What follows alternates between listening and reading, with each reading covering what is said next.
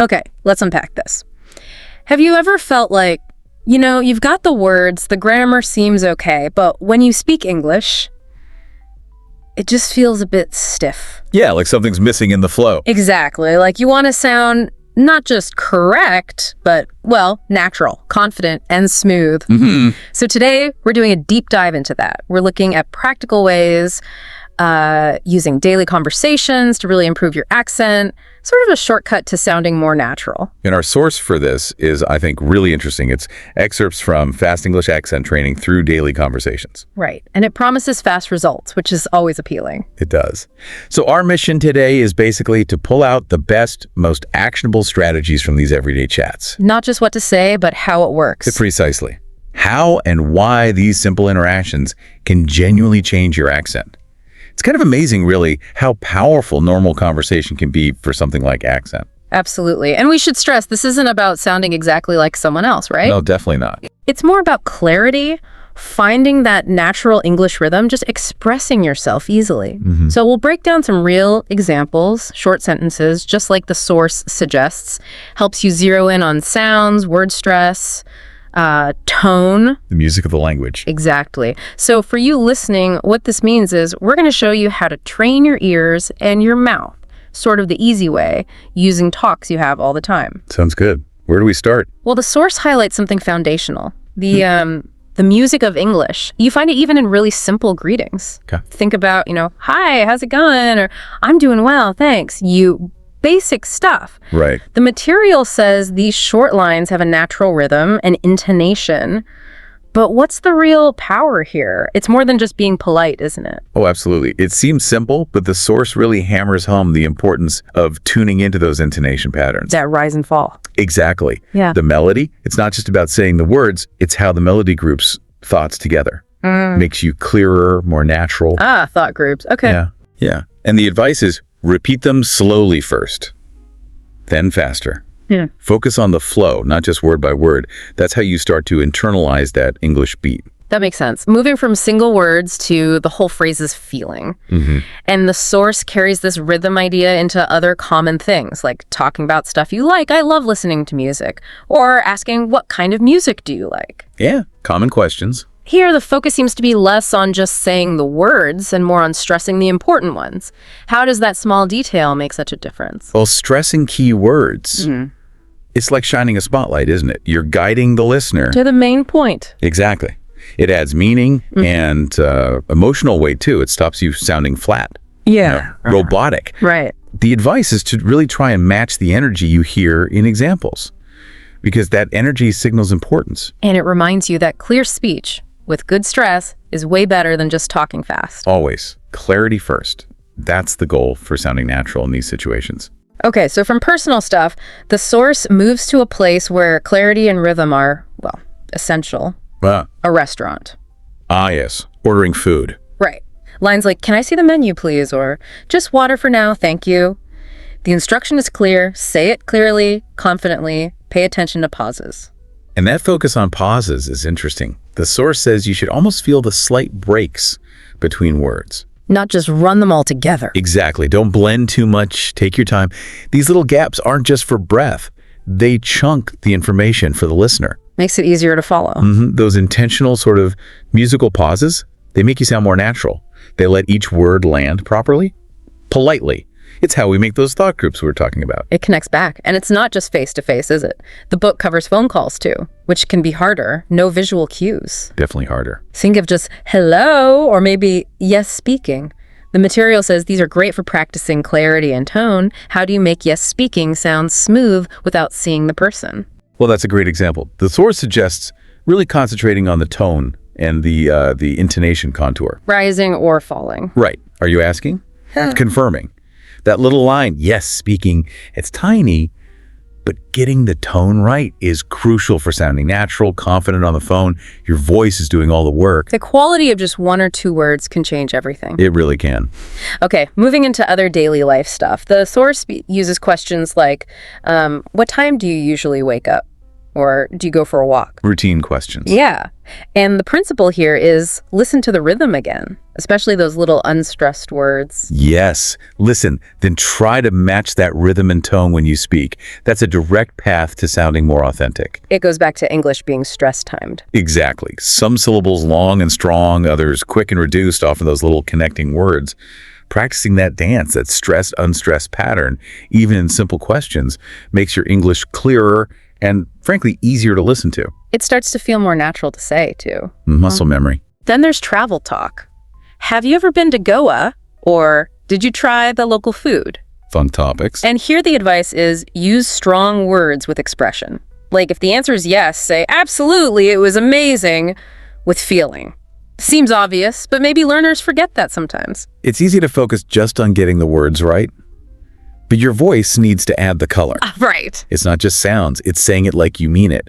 The source stresses that natural speech isn't flat, it's lively, full of feeling. And that emotional connection makes you more engaging. Definitely. Memorable. Add zest, as you say. Shopping's another one. Very practical. How much is this jacket? Do you have it in blue? Everyday interactions. The source points out that these short, polite sentences, when you deliver them consciously, build your flow and confidence. And that includes tiny details, like remembering to pause slightly, or maybe soften your voice before, thank you. Those little things matter. Immensely. For accent, they signal politeness, respect, makes you much easier to interact with. It's part of that unspoken communication baked into natural speech. Okay. Then there's even weather talk. It's really hot today. Or, do you like rainy days? The main instruction seems to be, feel how your tone changes with the emotion. This is so important. Don't just say the words, express the feeling. Like hot should sound hot. Well, maybe not literally, but the feeling behind it. The source is clear. Accent includes conveying emotion through pitch, volume, not just the sounds. Speak with balanced energy to get that feeling across. It makes you sound human, not like a text-to-speech robot. Oh. Ironically. Right. And when talking about feelings like, I'm feeling tired or hope you feel better soon, it's about subtle vocal things. The source says, say tired with a soft kind of drawn out tone. And I've noticed for lots of learners that our sound itself, like in tired or better, can be tricky. That's a perfect example. It shows accent training means really hearing and then copying specific sounds. What that English R. Yes, listen for that soft, maybe slightly curled R sound. For many people, it's very different from, say, a trilled R. These small phonetic details, when you get them right consistently, make a massive difference to how natural you sound. It's about training your mouth. Okay. What about future plans? What are you doing this weekend? I might go hiking. The advice is light stress on keywords like weekend. What's the idea behind light stress? It's about balance and rhythm in the sentence. You're not shouting weekend. Right. Just giving it enough emphasis so the listener easily gets the main point. The recommendation is practice these phrases repeatedly, not just to memorize, but to build that muscle memory for these natural, subtle speech patterns. So it becomes automatic. Exactly. And food again, can't escape it. I'm craving something sweet. Chocolate cake sounds perfect. Here they highlight saying craving with a strong V sound. Back to phonetics. Precisely. And a key insight here is how these little phonetic details make your accent pop. Make it clear, understandable. So people know you want cake. Crucial information. But seriously, the key is clear speech. Avoid mumbling. Let each word have its space, especially important consonants like that V. Clarity helps you get what you want. Even online shopping gets a mention.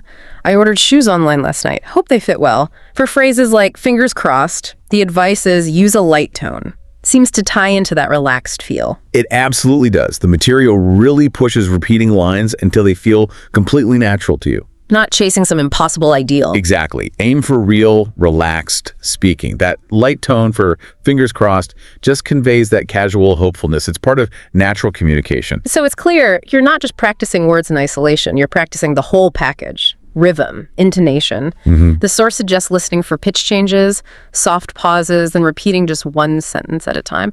What's the overall effect of focusing like that? Well, that technique helps you copy the natural flow by breaking it down. Makes it manageable. Bite-sized pieces. Yeah. The source uses that lovely comparison. Accents like music, smooth, expressive. It encourages you to speak like you're telling a story, not reading a script. Feel the words. Yes. Focus on how they feel in your mouth. Let them move easily. That's really where clarity starts to stick, moving from thinking hard about it to just speaking. And hobbies aren't forgotten. Do you like reading? I like science fiction. Simple stuff. The advice. Keep the tone friendly, light. And don't rush. Focus on the feeling behind the words. That's so important for real accent improvement, showing genuine interest, openness. It makes you more approachable, more natural. Okay, another great scenario. Asking for help politely. Excuse me, could you help me with this key thing? Notice the calm rhythm, the clear words. And say it with a polite tone. Your voice needs to sound genuinely like you're asking for help, not demanding something. Makes sense. People respond better. Of course. It's about sounding natural, not necessarily perfect. Even meeting someone new. Hi, I'm Jake. Nice to meet you. The instruction is simple. Listen to how each word is clear, then repeat slowly. Match the energy. And putting this into context, these small, basic conversations are the absolute foundation for fluency. The building blocks. Exactly. Focusing on one line, getting its melody and rhythm inside you, that's how you build confidence for real life. And they also revisit daily routines.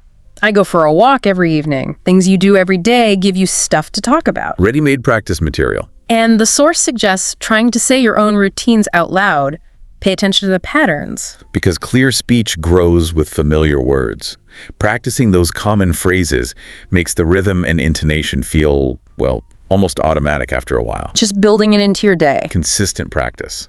That's the key. And finally, short yes/no questions like, do you like tea? Are you busy today? What makes these simple questions so useful for fluency? Well, they're super common, first off. True.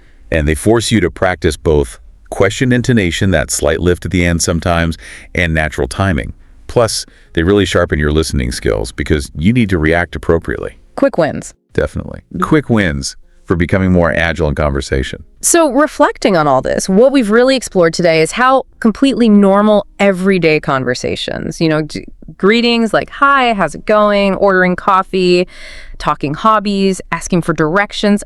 They're not just chats. No, they're tools. Powerful, personalized tools for improving your accent. Yeah. We've seen how focusing on that underlying music, the natural rhythm, the right words, stress, expressive tone, clear pronunciation in these contexts is just absolutely key to making your English sound, well, effortless. And to reiterate that core idea, improving your accent isn't about perfect copying. It really isn't. It's about you. It's about speaking clearly with the right rhythm for you, with confidence. Yeah. Sounding natural is a journey. It takes time. But just by listening to this, thinking about it, you're already making progress. Training your ear, thinking about your mouth. Yeah. Just remember to aim for clarity, rhythm, and flow, not some impossible perfection. So what can you, our listener, do next? Based directly on the source's advice, the steps are pretty simple, really. Keep listening. Keep listening, keep repeating, keep adjusting, speak out loud every single day. Try using the kinds of lines we talked about today, but in your own way, fitting your life. And hey, even recording yourself on your phone. It can be a real game changer for actually hearing how you sound and tracking your progress. That's great practical advice. And if we zoom out for a final thought, remember, you're not just learning English grammar or vocabulary. You are literally shaping your voice. That's a powerful way to put it. Well, it's true. Your accent is part of how you connect with people, with the world. So by refining it, making it clear, more natural, you're building more confidence, more ease, more authenticity in all those real-world conversations you have. It's about empowering your own voice. Exactly. Letting your unique voice shine through. That really is a powerful thought to end on. Thank you so much for joining us on this deep dive into turning everyday chat into, well, genuinely powerful accent training. Keep listening, keep practicing.